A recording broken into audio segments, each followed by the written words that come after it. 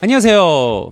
까칠 교수입니다. 여러분 잘 지내고 계시죠? 오늘은 오랜만에 책 대 책 영상을 준비해봤습니다. 그리고 오늘 주제는 굉장히 핫하고 재미있는 주제인데요. 바로 메타버스와 관련된 책을 준비해왔습니다. 최근 이 메타버스가 많은 사람들의 관심을 받고 있기 때문에 자연스럽게 이 메타버스와 관련된 책들도 많이 나오기 시작했어요.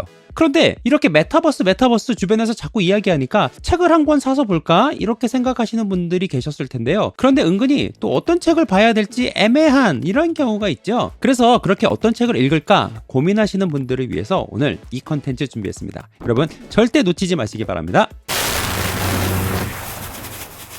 제가 오늘 준비한 책은 총 3권인데요. 가장 먼저 소개해드리는 책은 메타버스, 부제로는 디지털 지구, 뜨는 것들의 세상이라고 하는 책입니다. 이 책은 강원대학교 산업공학과 교수님이신 김상균 교수님께서 쓰신 책으로 이 메타버스와 관련된 책으로는 거의 최초로 나온 그런 책입니다. 이 책이 나온 게 초판이 2020년, 그러니까 작년 12월에 나왔거든요. 거의 1년 전에 나온 책이고요. 그 이후 나온 많은 책들과 또 메타버스와 관련된 논의에 많은 영향을 주었던 책입니다. 특히 이 책은 메타버스를 4가지 카테고리, 즉 증강현실, 라이플로깅, 거울세계, 그리고 마지막으로 가상세계, 이렇게 4가지 유형으로 나누어서 메타버스를 소개하고 계십니다. 그런데 이 기준이 이후에 나오는 책들과 그리고 이후에 진행된 메타버스와 관련된 논의들에서 이 분류를 많이 사용하고 있습니다. 근데 사실 이 분류는 김상균 교수님께서 하신 분류가 아니라 비영리 기술연구단체인 미래가속화연구재단이라고 하는 약자로 ASF라고 하는 단체가 있는데요.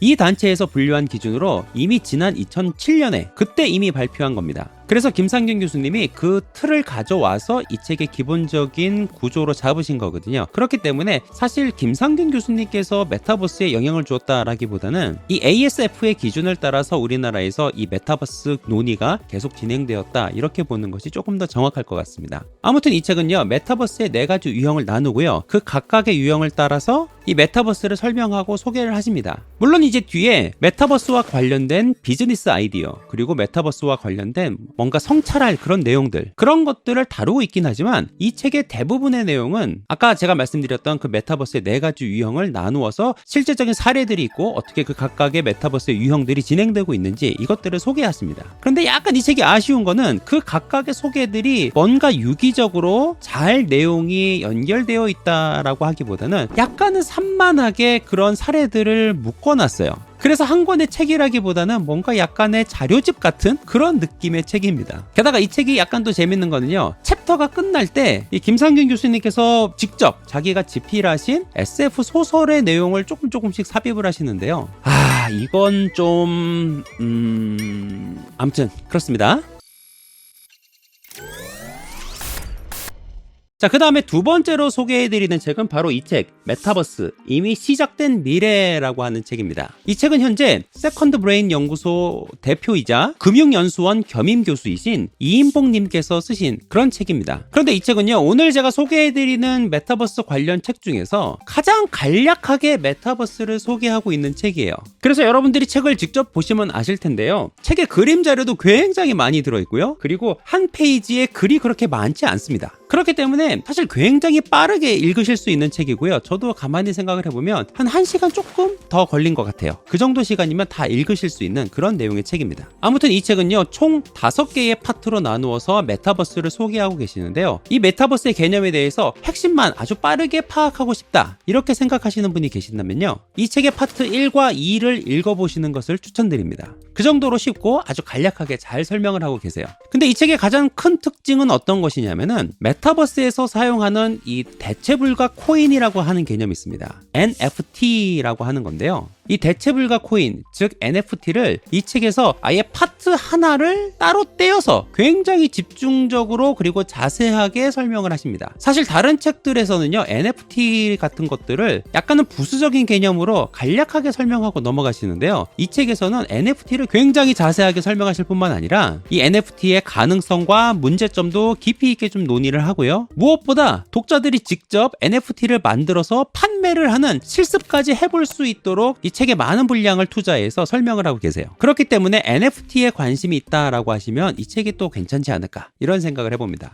그리고 위에서 잠깐 언급한 것처럼 이 책 메타버스 이미 시작된 미래 이 책은요, 독자들이 그냥 메타버스를 책만 읽고 끝내지 않고 뭔가 실습을 좀 해볼 수 있고 직접 맛볼 수 있도록 각 챕터가 끝날 때마다 메타버스를 실습할 수 있고 맛볼 수 있는 그런 설명들을 제공을 하세요. 그래서 제페토에서 아바타 만들기, NFT 만들어서 판매하기, 카카오의 크래프터 스페이스에서 NFT 만들기, 그리고 게더타운에서 강의 열기, 이렇게 실제로 실습해 볼 수 있는 그런 내용들을 제공을 하시고요. 그리고 그 내용들을 정말 스텝 바이 스텝, 그리고 각 단계들마다 자세한 이 스크린샷을 다 넣어가지고요, 직접 독자들이 따라 해보면서 메타버스를 직접 경험해 보실 수 있도록 그런 안내를 해주십니다. 사실 메타버스에 대해서 많이 듣고 그러셨을 텐데 이걸 또 직접 해보는 거는 또 이게 별개의 문제입니다. 이게 또 해보려면 엄두가 안 나시는 그런 분들도 계시죠. 네, 그런 분들 계시다라고 한다면 이 책이 굉장히 도움이 되실 수 있습니다.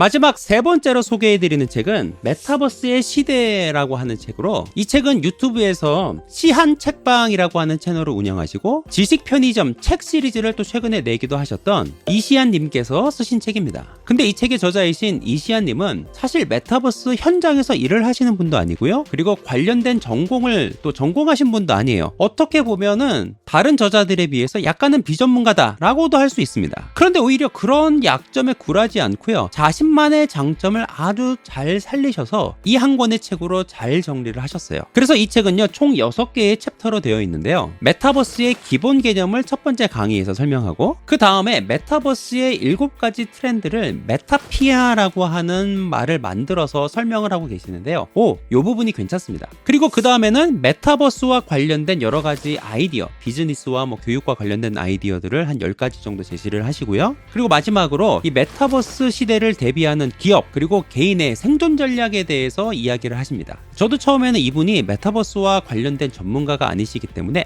이 책을 살까 말까 하는 그런 생각이 좀 있었습니다. 그런데 오히려 IT 전문가나 관련 전공자들보다도 어떤 면에서는 더 잘 다루시는 것 같아서 사실 약간 놀랐어요. 특히 메타버스의 개념을 설명하는 데 있어서도요, 뭔가 이렇게 도식화하고 도표를 만들어서 잘 설명을 해주시고요, 그리고 메타버스의 여러 논의들을 약간은 인문학적인 관점으로 접근하기 위해서 노력하셨습니다. 그래서 예를 들면 암호화폐 이런 얘기를 하는데요, 그 암호화폐 이야기를 하면서 마르코 폴로의 동방견문록 이런 이야기를 합니다. 즉 마르코 폴로가 동방견문록에서 어떤 이야기를 하느냐면요, 중국의 그 몽골 제국에서 지폐를 사용하더라 이런 얘기를 했더니 그때 당시 유럽 사람들이 말도 안 되는 소리 하지 마라, 어떻게 종이 쪼가리가 화폐가 될 수 있느냐 이런 이야기를 하면서 마르코 폴로를 사기꾼 취급을 했었다 이런 이야기를 하면서 암호화폐에 대해서도 좀 설명을 하시거든요. 이런 식으로 뭔가 역사나 또 인문학적인 관점에서 메타버스와 관련된 논의들을 하려고 노력하시는 면이 조금 좋게 느껴졌습니다. 물론 인문학적인 요소가 그렇게 많지는 않아요. 그냥 살짝 인문학 맛 첨가? 약간 이런 느낌이긴 합니다. 그러나 우리가 생각을 해봤을 때요, 사실 이 메타버스라고 하는 공간도 물론 정보과학기술에 의존하는 그런 공간이기는 하지만